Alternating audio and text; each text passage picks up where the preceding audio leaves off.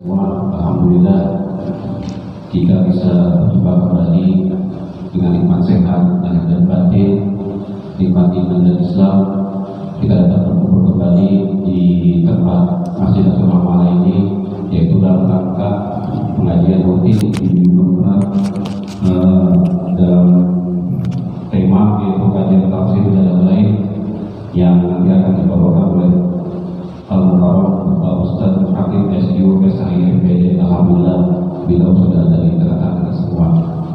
Salawat dan salam kepada Nabi besar kita Muhammad SAW yang saat ini kita tetap istiqomah dalam menjalankan segala syariatnya. Mudah-mudahan kita kelak mendapat syafaat nanti. Amin. Tidak panjang lebar yang kami sampaikan, mudah-mudahan kajian ini bisa dapat kita terima sebagai kita pelajaran dalam menambah ilmu kita dalam sisi agama Islam. Waktu dan tempat kepada Bapak Al-Mukarram yang kami hormati, Bapak Ustaz Muhammad, kami persilakan. Demikian yang kami sampaikan, kurang lebihnya kami mohon maaf. Wabillahi taufiq wal hidayah. Wassalamualaikum warahmatullahi wabarakatuh. Waalaikumsalam warahmatullahi wabarakatuh. Bismillahirrahmanirrahim. Assalamualaikum warahmatullahi wabarakatuh.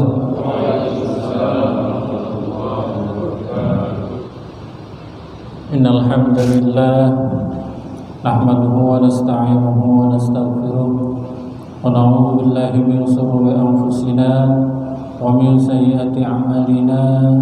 Man yahdihillahu fala mudilla lahu wa man yudlil fala hadiya lahu. Asyhadu an la ilaha illallah wahdahu la syarika lahu wa asyhadu anna Muhammadan abduhu wa rasuluhu alladzi la nabiyya ba'dahu. Allahumma salli wa sallim ala sayyidina Muhammadin wa ala alihi wa ashabihi wa man tabi'ahum amma ba'd. Yang saya hormati dan muliakan seluruh jamaah Masjid Ahsanul Amalan, wabil khusus kepada Ketua DKM dan jajaran pengurusnya. Alhamdulillah pada malam hari ini saya bisa hadir kembali di hadapan Bapak semuanya dalam rangka mengisi kegiatan rutin kita, yaitu kajian ba'da maghrib seminggu sekali. Dan alhamdulillah saya terjadwal di minggu keempat ya. Oh ya, ini minggu terakhir ya di bulan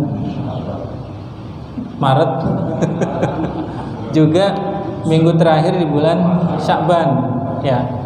Sekarang sudah tanggal 23 Sya'ban ya, apa 24 ya. Jadi kita tinggal seminggu lagi insyaallah ya. Sabtu depan, kalau enggak minggu depan kita sudah memasuki bulan suci Ramadan.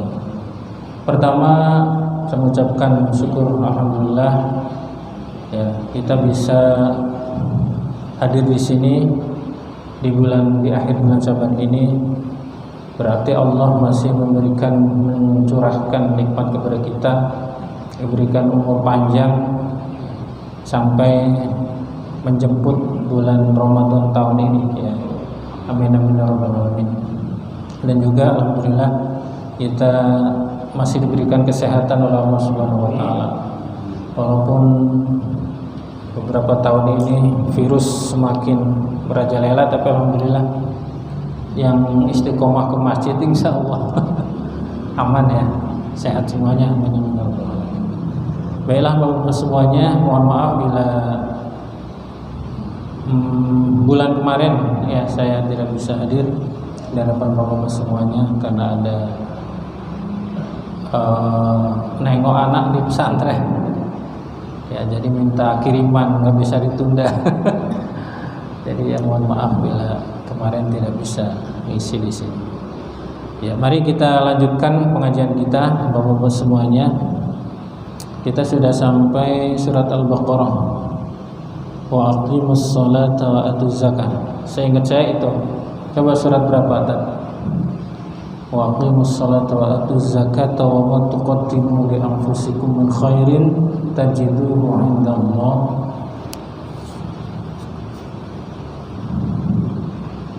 sebelum wa qalu la yadkhulul jannata illa man kana hudan aw nasara. Ayat berapa tadi? Udah ketemu belum?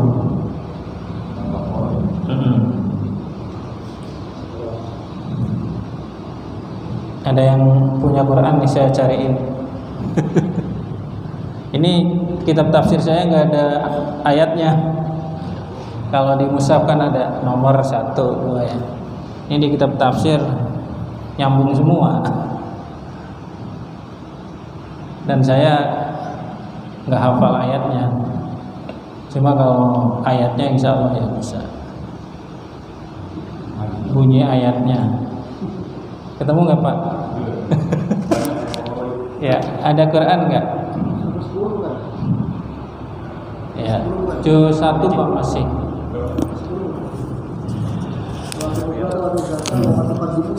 Ya itu. Ya 110 ya.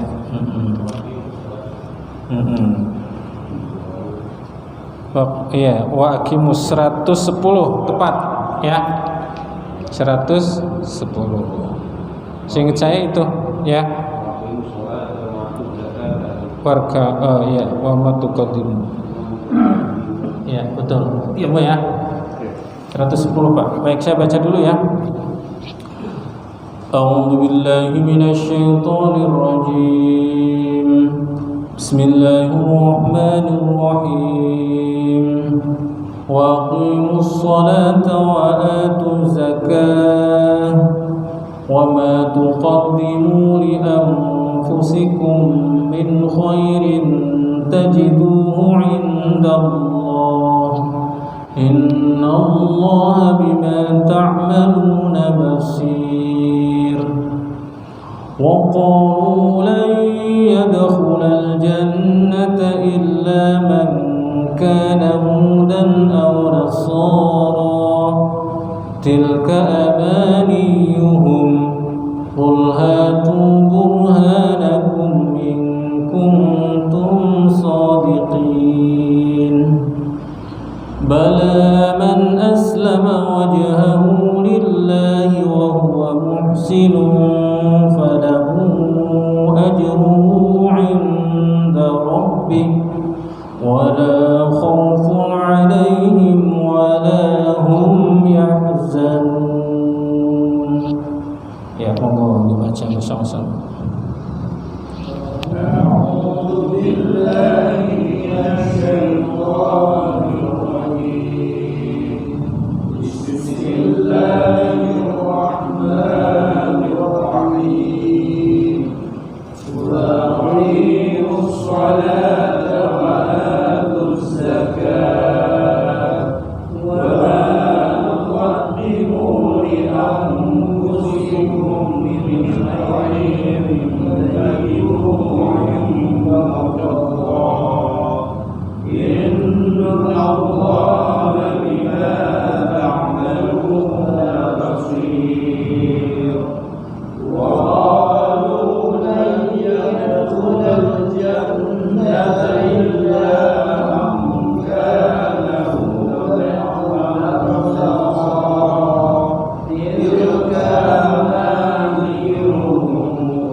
Qul hatu burhanakum in kuntum sadiqin.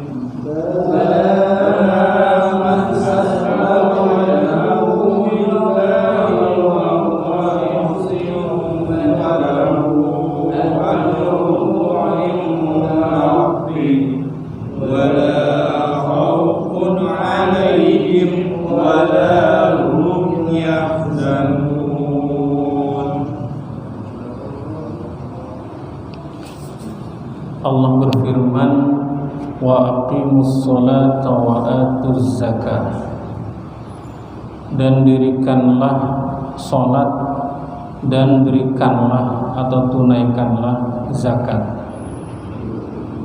Pertama, ayat ini menegaskan, memerintahkan kepada kalian. Siapa kalian? yaitu orang-orang yang beriman. Yang beriman kepada Allah, beriman kepada Rasulullah, beriman kepada ayat-ayat Al-Quran. Maka siapapun yang membaca ayat Al-Quran, dia beriman dengannya, maka ayat ini tertuju kepadanya. Allah memerintahkan untuk menegakkan atau mendirikan sholat. Ini ayat ini menjadi salah satu dalil tentang perintah wajibnya sholat, yaitu sholat 5 waktu yang wajib kita laksanakan. Karena ini perintah Allah, dan al-aslu fil amri lil wujub. Dalam kaidah usul fikih itu setiap ada perintah ya di dalam Al-Qur'anul Karim itu asalnya pengertiannya adalah menunjukkan wajib.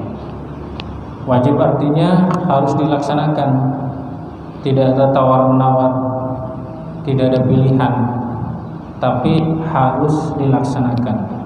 Kalau sampai tidak dilaksanakan, maka sanksinya dosa. Sanksinya Allah akan menerapkan sanksi kepada orang tersebut nanti di akhirat. Nah, kalimatnya ini menggunakan waqimu, artinya mendirikan, bukan hanya melaksanakan saja, tapi benar-benar mendirikan. Artinya Allah memerintahkan kita untuk melaksanakan sholat dengan sebenar-benarnya, harus dipenuhi syarat-syaratnya, harus dilaksanakan semua rukun-rukunnya, bahkan harus dilaksanakan semua sunnahnya, itu baru sempurna. Bukan hanya rukun-rukunnya saja yang wajib-wajib saja, yang sunnah nggak dilaksanakan, rugi kita, karena berarti kita meninggalkan sesuatu yang berharga bagi kita, yaitu kesunahan. Kesunahan itu dilaksanakan akan menjadikan kesempurnaan bagi pelaksanaan sholat kita. Jadi jangan meremehkan sunnah, karena itu akan memberikan pahala buat kita kalau kita melaksanakannya. Di samping itu juga, kalau ulama-ulama ahli tasawuf, di samping syarat rukun kesunahan juga harus diupayakan supaya bisa melaksanakan sholat dengan khusyuk, benar-benar fokus melaksanakan sholat menghadap Allah Subhanahu wa Ta'ala. Harus khusyuk, karena walaupun bacaannya bacaan sholat, gerakan sholat, tapi kalau hatinya lalai, itu justru akan sia-sia. Maka kita diwajibkan, kalau menurut ulama-ulama ahli tasawuf, untuk berupaya supaya sholat kita khusyuk, benar-benar menghadap kepada Allah Subhanahu wa Ta'ala. Pikirannya nggak kemana-mana, ya, nggak mikirin utang, nggak mikirin kerjaan, nggak mikirin tugas. Ketika kita sudah sholat, mampu nggak kita untuk fokus hati kita kalau kita ini benar-benar menghadap Allah. Inni wajjahtu wajhiya lillati fataras samawati wal arda hanifan musliman wa ma ana minal musyrikin. Jadi sesungguhnya aku menghadapkan wajahku, diriku ini dihadapkan ya, kepada Allah Subhanahu wa Ta'ala. Jadi benar-benar ya, hatinya tidak kemana-mana. Di samping itu, sholat juga harus mampu memberikan pengaruh kepada perilaku kita. Tidak hanya kita melaksanakannya secara fikih sempurna syarat rukunnya dan sunnah-sunnahnya, disertai dengan khusyuk sehingga bisa memberikan pengaruh terhadap diri kita, terhadap perilaku kita, sehingga perilaku kita akan selalu terbimbing dari nilai-nilai ya, sholat, selalu ya, terbimbing dengan nilai-nilai sholat. Karena memang salah satu fungsi sholat kan inna sholata tanha 'anil fahsya'i wal munkar. Sesungguhnya sholat itu mencegah perbuatan keji dan mungkar ya. Innas salata tanha 'anil fahsya'i wal munkar. Jadi kalau kita benar-benar menegakkan salat, insyaallah perilaku kita pun akan terbimbing jauh dari melakukan perbuatan keji dan mungkar. Jadi ini dalil kewajiban melaksanakan salat dari Allah Subhanahu wa taala. Kemudian yang berikutnya wa atuz zakah, dan tunaikanlah zakat, berikanlah zakat. Ini juga perintah fi'il amr, atuz zakah. Ya, artinya kita orang-orang muslim diwajibkan menunaikan zakat. Tapi memang tidak semua orang muslim ya memiliki kewajiban. Hanya orang-orang yang sudah memenuhi syarat wajib untuk mengeluarkan zakat. Berbeda dengan sholat. Kalau sholat ditujukan kepada semua umat Islam yang mukallaf, yang balik, yang berakal, wajib semuanya melaksanakan sholat. Kalau belum balik, belum wajib, tapi harus dibimbing, harus diberikan pembelajaran oleh kita untuk sudah terbiasa melaksanakan sholat. Tetapi ketika sudah balik, sudah wajib, maka tidak ada pilihan bagi orang tua untuk membiarkan anaknya tidak melaksanakan sholat. Jadi semuanya tanpa terkecuali, nggak yang miskin, nggak yang kaya, semuanya wajib sholat. Jadi nggak ada pilihan Pak kalau sholat itu. Mau yang duitnya banyak, mau yang duitnya sedikit, semua wajib sholat. Dan bisa insya Allah untuk melaksanakan sholat, baik dia yang sehat maupun yang sakit, yang masih sempurna anggota badannya maupun yang cacat, semuanya wajib sholat. Sakit pun tetap wajib sholat, walaupun tidak bisa berdiri, itu boleh dilaksanakan dengan duduk. Tidak bisa dilaksanakan dengan duduk, dengan berbaring. Tidak bisa dilaksanakan dengan berbaring, dengan isyarat mata. Tidak bisa disolat, isyarat ya disolatin, berarti sudah wafat gitu. Jadi sholat memang tidak ada tawar menawar. Bahkan dalam kondisi peperangan pun tetap harus dilaksanakan, betul nggak? Walaupun tata caranya tersendiri. Ada namanya sholat fi syiddatil khauf, sholat dalam keadaan takut. Takut maksudnya karena kondisi peperangan, tetapi tetap wajib untuk dilaksanakan. Hanya caranya berbeda, tapi tidak boleh ditinggalkan. Selama hayat di kandung badan, ya, selama masih nyawa ada di dalam raga kita, selama kita masih ada kesadaran, kita wajib melaksanakan sholat. Kecuali kalau kita sudah pingsan, ya, tidak wajib untuk melaksanakan sholat. Nah, berbeda dengan zakat. Zakat ini hanya diwajibkan untuk orang-orang Islam yang memang dia sudah memenuhi syarat wajib zakat. Jadi khusus untuk yang uangnya banyak ini, ya, hartanya banyak. Kalau yang uangnya pas-pasan nggak wajib. Jadi ada beberapa syarat wajib zakat. Nah, ini nanti dibahas oleh Ustadz Fikih, ya, bab zakat. Nah, nanti ada syarat wajibnya, diantaranya nisab, mencapai 1 nisab. Ya, ada zakat tijarah, zakat perdagangan, nisabnya kan berapa? 85 kg, 85 gram emas ya. Ada yang mengatakan 85, ada yang mengatakan 90. Ya, sesuai ketetapan Basnas, ya, Badan Amil Zakat Nasional aja berapa menetapkan nisab harta perdagangan. Kalau belum mencapai nisab, ya belum wajib mengeluarkan zakat. Jadi bapak-bapak yang belum hartanya tidak mencapai nisab, yang berkewajiban untuk mengeluarkan zakat. Yang berkewajiban hanya mereka-mereka yang mengeluarkan, yang memenuhi syarat. Jadi aman nih kalau orang-orang yang pas-pasan penghasilannya. Ya, khusus untuk orang-orang yang kaya, yang bisnisnya ya, jutaan, ratusan juta, ya. Nah, Allah selalu menggandengkan antara perintah melaksanakan sholat dan perintah menunaikan zakat. Ini dua pasangan yang tidak boleh dipisahkan. Artinya dua ini termasuk rukun Islam, ya, melaksanakan sholat, menunaikan zakat. Dan ini simbol, yang satu hablum minallah, yang satu hablum minan nas.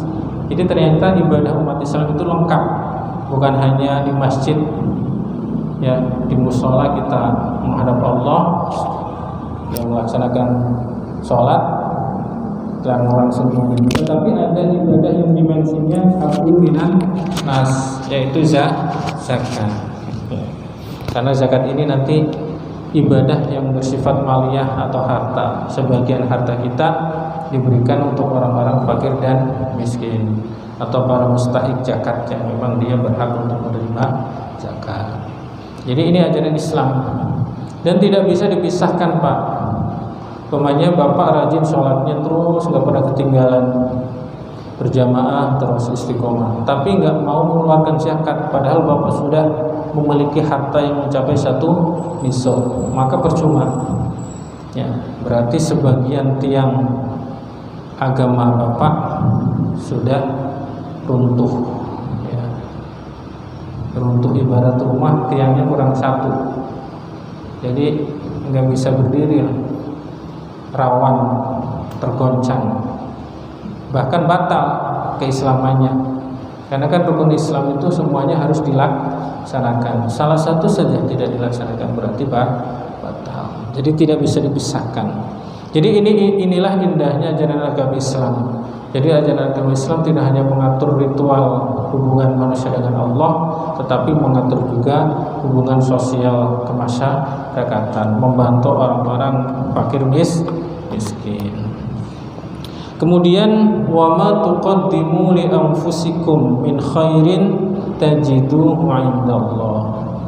Dan apa-apa yang kalian laksanakan, kalian lakukan atau kalian dahulukan, ya. Jadi kalau taqaddama itu mendahului sebenarnya pengertiannya secara bahasa, tapi diterjemahkan secara makna itu melakukan maksudnya. Dan apa-apa yang kalian lakukan li anfusikum, bagi diri kalian, min khairin, berupa kebaikan. Maksudnya apapun itu yang bapak-bapak lakukan berupa kebaikan, ya, tajiduhu indallah, maka kalian semuanya akan menemukannya di sisi Allah, ya. Jadi ini kabar dari Allah.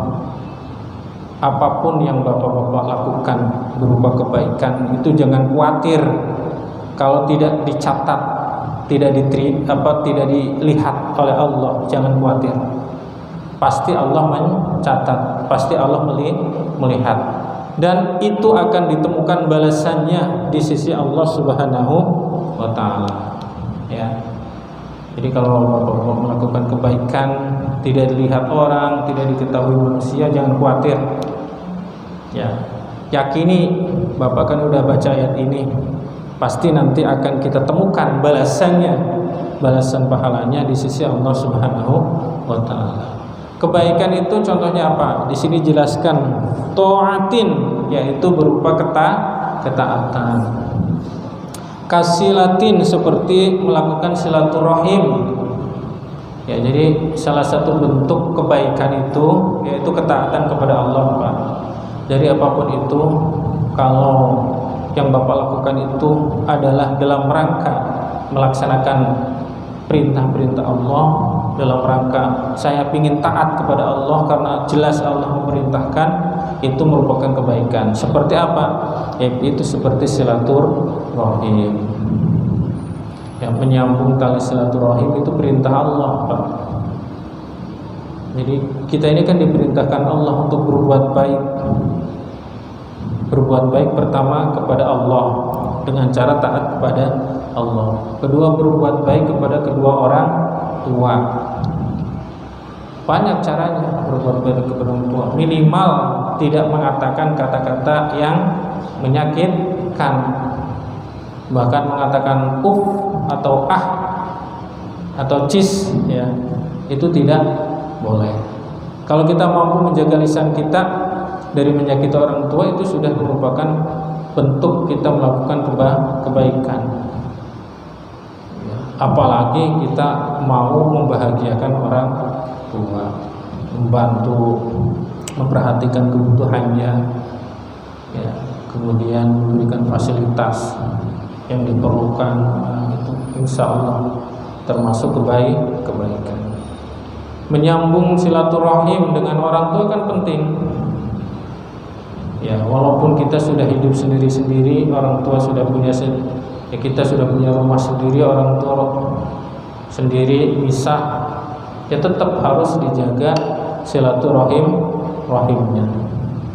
Jangan sampai putus. Karena itu kesempatan kita untuk bisa berbakti kepada kedua orang tua mumpung masih hidup. Karena kan beliau keramat kita, sumber kebaikan kita sebenarnya. Pahalanya besar. Karena ridullah fi ridul walidaini, ridhonya Allah di dalam keridhaan kedua orang tua. Silaturahim kepada kedua orang tua, kepada kerabat, itu juga kebaikan yang kalau kita lakukan insya Allah akan membawa kebaikan. Kan silaturahim itu hikmahnya banyak. Ada dua lah minimal yang disebutkan oleh Nabi. Pertama, memperpanjang umur. Itu udah jaminan, Pak. Kalau pingin umurnya panjang, perbanyak silaturahim. Muter aja terus kemana-mana, hampirin semua, bawain oleh-oleh. Ya, insya Allah berkah lah hidupnya. Ya, orang-orang pada seneng sih. Setiap ini dia mampir, nengok. Ya, minimal bawa apa kan ngirimin gitu. Senang, dia pasti pembahagian orang kan itu ibadah juga. Orang akan mendoakan kebaikan buat kita. Ya, jadi itu silaturahim. Kemudian wasodaqatin, dan sedekah, memberikan sedekah kepada orang-orang yang membutuhkan dalam bentuk apapun yang bisa dilakukan oleh bapak-bapak. Ya, sedekah melalui masjid, sedekah langsung diberikan, itu semuanya merupakan kebaikan, dan itu pasti nanti akan ditemukan sawabu, pahalanya, ya, indallah, di sisi Allah. Innallaha bima ta'maluna basir, sesungguhnya Allah dengan apa-apa yang kalian amalkan itu maha melihat. Ya, jadi kita harus meyakini itu. Allah itu maha melihat, mencatat, dan fayujazikum bihi, maka Allah akan memberikan balasan kebaikan buat kalian semuanya yang melakukan kebaikan. Ya, jadi insya Allah, ya, apapun kebaikan yang Bapak lakukan, semuanya akan dicatat dan diberikan balasannya oleh Allah Subhanahu wa Ta'ala. Kemudian ayat berikutnya, wa qalu la yadkhulul jannata illa man kana hudan aw nasara. Dan mereka berkata, tidak akan masuk ke dalam surga kecuali mereka orang Yahudi atau orang Nasrani. Ternyata ada klaim dari orang-orang Yahudi maupun orang-orang Nasrani. Jadi orang Yahudi mengklaim yang masuk surga kami doang, yang lain tidak bisa, yang lain masuk neraka. Ternyata orang Nasrani pun sama, mengklaim yang masuk surga orang kita saja, yang lain masuk neraka.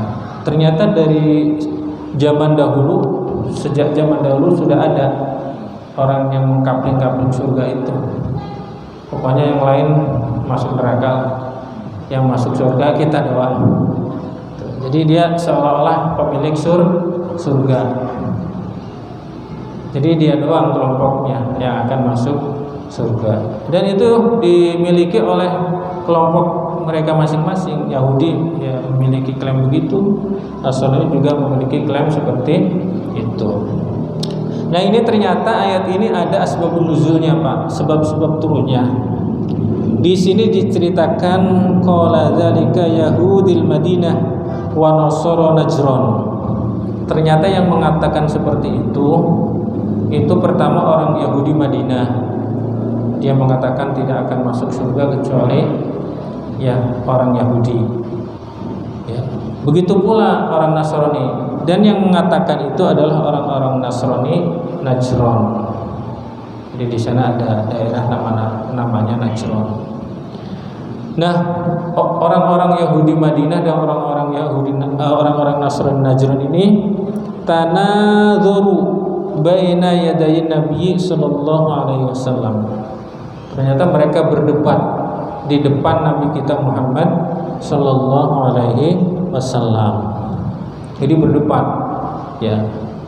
Qala al-yahudu la yadkhulaha illa al-yahudu. Orang-orang Yahudi mengatakan di depan Nabi tidak akan masuk surga kecuali orang Yahudi. Kemudian waqala nasara la yadkhulaha illa nasara. Ya, orang Nasrani juga sama, tidak akan masuk surga kecuali orang Nasrani. Jadi mereka itu udah berebut surga, Pak. Kamu neraka, ya. Saya masuk surga. Ini yang benar yang mana nih? Kalau sama-sama mengklaim yang punya surga dia, gimana nih, Pak? Sekarang juga ada kan, sama kan?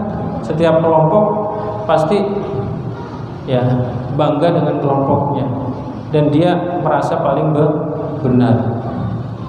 Saya yang paling benar, saya yang akan masuk surga, yang lain neraka semuanya.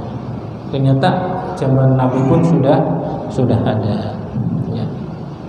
Maka kemudian Allah menjelaskan tilka amaniyuhum, ya. Perkataan mereka itu al-qaulah adalah angan-angan mereka. Ternyata ya klaim-klaim mereka tentang pemilik surga itu angan-angan saja menurut Allah, dalam pandangan Allah. Maksudnya angan-angan itu apa? Syahawatuhum al-batilah. Ternyata klaim mereka bahwa mereka yang akan masuk surga itu adalah syahwat keinginan mereka yang batil, ya, jadi keinginan dari nafsu. Walaupun banyak melakukan pelanggaran, tapi masih meyakini ingin masuk surga. Kan orang Yahudi banyak melakukan pelanggaran, tapi mengakunya dia yang paling masuk surga, ya, maka keinginan klaim seperti itu oleh Allah dianggap sebagai angan-angan yang itu muncul dari nafsu syahwat yang batil di dalam dirinya. Itu angan-angan, kata Allah. Tilka amaniyuhum, angan-angan mereka, baik angan-angan orang Yahudi maupun angan-angan orang Nasrani. Nah, kemudian Allah berfirman, kul hatu burhanakum, katakanlah Muhammad lahum kepada mereka, hatu datangkanlah burhanakum akan bukti-bukti kalian, ya, hujjatukum hujah-hujah kalian ala dari ke atas yang demikian itu perkara in kuntum shadiqin, jika kalian itu orang-orang yang benar. Kalau kalian punya klaim memiliki kapling surga, orang Yahudi mengklaim kapling surga, orang yang mengklaim, coba datangkan hujah-hujahnya atau buktinya kalau memang kalian itu orang-orang yang benar. Jadi ditantang oleh Allah. Ya, mereka nggak mampu mendatangkan hujahnya, hanya klaim sepihak saja. Ya, itu sih angan-angan mereka. Tapi sebenarnya itu ya tidak benar, karena mereka tidak mampu mendatangkan bukti. Ya, kemudian Allah menjelaskan bala man aslama. Iya, ada sih yang akan masuk surga. Yadkhulul jannata. Siapa mereka? Ghairuhum, justru yang akan masuk surga itu kata Allah selain mereka, selain orang-orang Yahudi dan selain orang-orang Nasrani. Ya, siapa? Man aslama wajhahu lillah. yaitu orang yang menyerahkan dirinya atau wajahnya kepada Allah Subhanahu wa taala. Ternyata kata Allah, yang akan masuk surga itu bukan mereka, bukan orang ahli kitab, bukan Yahudi, bukan Nasrani, tapi yang akan masuk surga itu orang yang aslama wajhahu lillah, yang pasrah, memasrahkan dirinya hanya kepada Allah Subhanahu wa taala. Maksudnya apa memasrahkan dirinya? Yaitu inqadan li amrihi, yaitu taat terhadap perintah-perintah Allah. Ya. Jadi memasrahkan dirinya kepada Allah itu artinya taat terhadap perintah-perintah Allah. Jadi orang yang akan masuk surga itu kata Allah, ya orang yang taat sepenuhnya kepada perintah-perintah Allah, tidak pernah durhaka, tidak pernah membangkang. Apapun yang diperintahkan Allah dia laksanakan. Nah itulah yang nanti akan dimasukkan oleh Allah Subhanahu wa taala ke dalam surga. Nah di sini ada khusul wajhu. Kenapa kok Allah menggunakan kata-kata wajah, Pak? Ya. Jadi orang yang memasrahkan wajahnya doang dong dipasrahkan. Ya. Kenapa kok yang dipakai wajah? Karena li'annahu asyraful a'dha'i. Karena sesungguhnya wajah itu anggota badan yang paling mulia, yang paling punya kehormatan bagi manusia. Ya. Fa ghairuhu aula. Ya yang lain juga baik, anggota badan yang lain baik, tapi yang paling mulia wajah. Sehingga ketika Allah menggunakan kata wajah, maksudnya ya seluruh badan kita, seluruh diri kita. Jadi kita pasrahkan sepenuhnya untuk mentaati perintah-perintah Allah. Ya Pak ya? Paham? Ya. Nah orang-orang seperti itu kata Allah Subhanahu wa taala yang akan masuk ke dalam surganya Allah Subhanahu wa taala. Kemudian makna aslama wajhahu di sini apa maksudnya? Yaitu dakhalal Islam biwajhihi ay bidatihi. Syarat dia bisa masuk surga kata Allah itu aslama wajhahu, memasrahkan dirinya kepada Allah. Maksudnya apa? Dia harus masuk Islam, masuk agama Islam. Jadi orang Yahudi kalau mau masuk surga syaratnya syahadat masuk agama Islam. Orang Nasrani pun sama, kalau ingin masuk surga harus masuk agama Islam. Ya, jadi tidak akan memenuhi syarat bisa mendapatkan surganya Allah kalau belum bersyahadat, walaupun dia meyakini ya Allah Tuhannya, mereka punya nabi, tapi tidak mau menerima kenabian Nabi Muhammad sallallahu alaihi wasallam. Jadi syaratnya dakhalal Islam biwajhihi, dengan seluruh dirinya masuk ke dalam agama Islam. Jadi maknanya inqada bidzahirihi, yaitu dia taat sepenuhnya dengan seluruh zahirnya kepada Allah Subhanahu wa taala.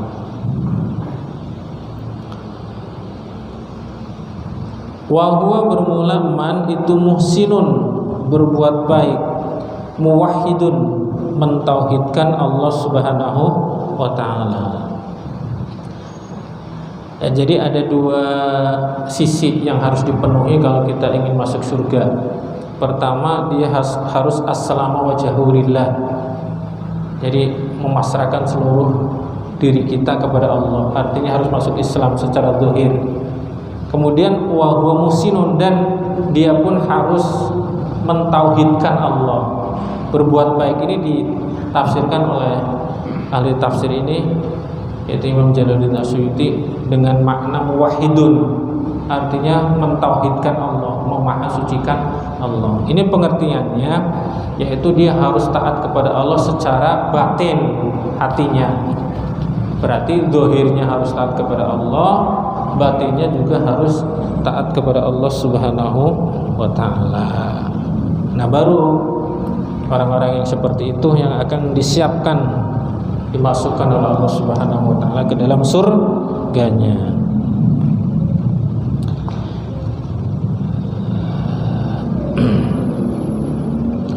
falahu maka itu bagi dia ajruhu bermula pahalanya inda rabbihi di sisi Tuhannya. Jadi orang-orang yang pasrah sepenuhnya kepada Allah secara zahir dan secara batin dalam arti mentauhidkan Allah, maka Allah menyiapkan balasan pahala di sisinya. Apa itu?